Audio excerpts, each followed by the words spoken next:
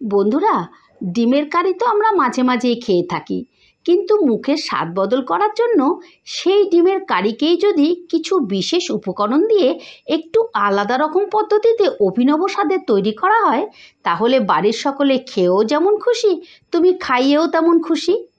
নমস্কার বন্ধুরা, আমি সঞ্জু। আজ আবারও একটা ভিন্ন ধরনের রেসিপি নিয়ে চলে এসেছি। আজকের রেসিপি মশালা আন্ডা কারি।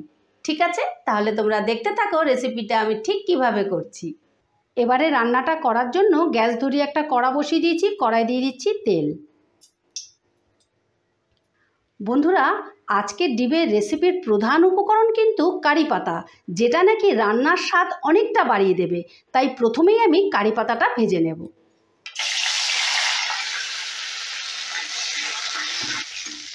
কারি পাতা ভাজার সময় কিন্তু গ্যাসের আঁচটা একেবারে কমিয়ে দেবে। কারি পাতাটা ভাজা হয়ে গেছে, এবারে আমি তুলে ফেলব। এবারে ওই কারি পাতার তেলেই আমি আলুগুলো ভেজে নেব। এখানে আমি মাঝারি সাইজের 3টে আলুকে 2 টুকরো করে প্রেসারে একটা সিটি দিয়ে নিয়েছি। একই সঙ্গে ডিমটাও ভেজে নেবে। এখানে 4টে ডিমকেও আমি প্রেসার কুকারে একটা সিটি দিয়ে নিয়েছি। দিয়ে দিচ্ছি সামান্য একটু নুন, দিয়ে দিচ্ছি অল্প একটু হলুদ। এবারে ডিম আর আলুটাকে ভালো করে লাল লাল করে ভেজে নেব। গ্যাসের আঁচটা বাড়িয়ে দিয়ে ডিম আর আলুটাকে লাল লাল করে ভেজে নিচ্ছি। এই দেখো, ডিম আলুগুলোকে আমি ভালো করে লাল লাল করে ভেজে নিয়েছি। এবারে আমি তুলে নেব। এবারে ওই তেলেই দিয়ে দিচ্ছি ফোড়নে দিচ্ছি এলাচ, দারচিনি, শুকনো লঙ্কা, তেজপাতা আর গোটা জিরে। ফোড়নটা হালকা করে নাড়াচাড়া করে নেব। ফোড়নটা ভাজা হয়ে গেছে, ফোড়নটা থেকে একটা মিষ্টি গন্ধ বেরিয়েছে। এবারে দিয়ে দিচ্ছি পেঁয়াজ কুচো। এখানে আমি বড় সাইজের একটা পেঁয়াজকে এইভাবে কুচিয়ে নিয়েছি।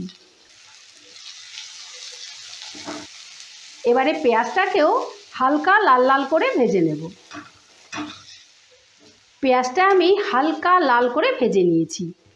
এবারে দিয়ে দিচ্ছি বাটা মশলা। এখানে আমি মাঝারি সাইজের একটা পেঁয়াজ, একটা টমেটো, 4টে কাঁচা লঙ্কা, 5-6টা রসুনের কোয়া, 2 কোয়া আদাকে ভালো করে পেস্ট করে নিয়েছি।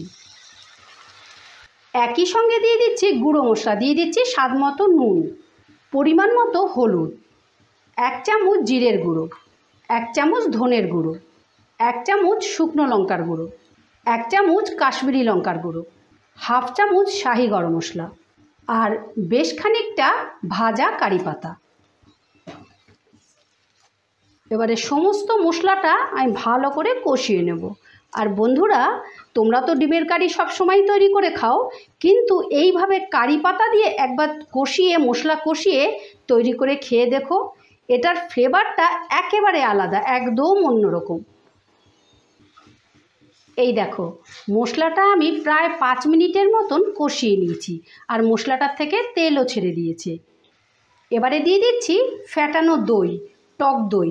টক দইটা দেওয়ার সময় কিন্তু তোমরা অবশ্যই গ্যাসের আঁচটা কমিয়ে নিও, নাহলে দইটা ফেটে যেতে পারে। এবারে দইটা দিয়েও আমি মিনিট 2 মতো কষিয়ে নেব। বন্ধুরা, অলরেডি কিন্তু কারি পাতার একটা দারুণ ফ্লেভার বেরিয়েছে। দইটা দিয়েও আমি ভালো করে কষিয়ে নিয়েছি। এবারে দিয়ে দিচ্ছি ভেজে রাখা আলু আর ডিমগুলো। এবার আলু আর ডিমটা দিয়েও আরও অল্প একটু কষিয়ে নেব। বন্ধুরা, তোমরা তো ঘি, ধনেপাতা এইসব দিয়ে তো ডিমের কারি প্রচুর খেয়েছো, কিন্তু একবার হলেও এই কারি পাতা দিয়ে অবশ্যই একবার তৈরি করে খেও। তারপর তোমরা কমেন্ট করে জানিও যে রেসিপিটা খেতে কীরকম ছিল। আর খেয়ে যদি তোমাদের ভালো লেগে থাকে তাহলে আমার চ্যানেলটা সাবস্ক্রাইব করে দিও প্লিজ। আর যারা ফেসবুক থেকে দেখছো তারা পেজটা ফলো করে দিও প্লিজ। আলু আর ডিম দিয়েও ভালো করে আমি কষিয়ে নিয়েছি।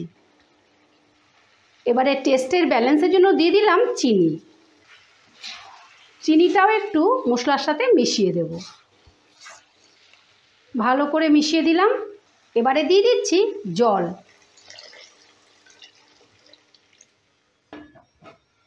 জলটা আমি অল্প করেই দিলাম, কেন ডিমটা তো, আলু আর ডিম তো অলরেডি বয়েল করা আছে, সেই জন্য অল্প করেই দিলাম। আর তাছাড়া এই রান্নাটা কিন্তু একটু মাখো মাখো হলে খেতে বেশি ভালো লাগবে। রুটি, লুচি, পরোটা যেটাই খাও খেতে ভীষণ ভালো লাগবে। এবারে গ্যাসের আঁচটা বাড়িয়ে দিয়ে আমি 5 মিনিটের জন্য ঢাকা দিয়ে দিলাম ঝোলটা বয়েল হবার জন্য। এবারে ঢাকাটা তুলে নিলাম। এই দেখো গ্রেভিটা অলমোস্ট রেডি, এর থেকে আমি আর শুকোবো না। এবারে গ্যাসের আঁচটা বন্ধ করে দিলাম। উপর থেকে দিয়ে দিচ্ছি কারি পাতা, ভেজে রাখা কারি পাতা, 1/2 চামচ শাহি গরম মশলা, আর দিয়ে দিচ্ছি 1/2 চামচ ঘি। সমস্তটা আরেকবার মিশিয়ে দিচ্ছি। কি দারুণ ফ্লেভার বেরিয়েছে, জিভে জল চলে আসছে। এবারে 2 মিনিটের মতো স্ট্যান্ডিং টাইমে রেখে তোমাদেরকে পরিবেশন করে দেখাচ্ছি। এই দেখো বন্ধুরা, মশালা আন্ডা কারি ফাইনালি রেডি। এই রকম নিত্য নতুন রেসিপি দেখার জন্য আমার চ্যানেলটা ভিজিট করে আসার অনুরোধ রইল। আমার চ্যানেলে এই রকম নিত্য নতুন রেসিপি আসতেই থাকে। ঠিক আছে, তাহলে আজ আসি, কাল আবারও কোনো নতুন রেসিপি নিয়ে হাজির হব। ততক্ষণ তোমরা সকলে ভালো থেকো, সুস্থ থেকো। টাটা।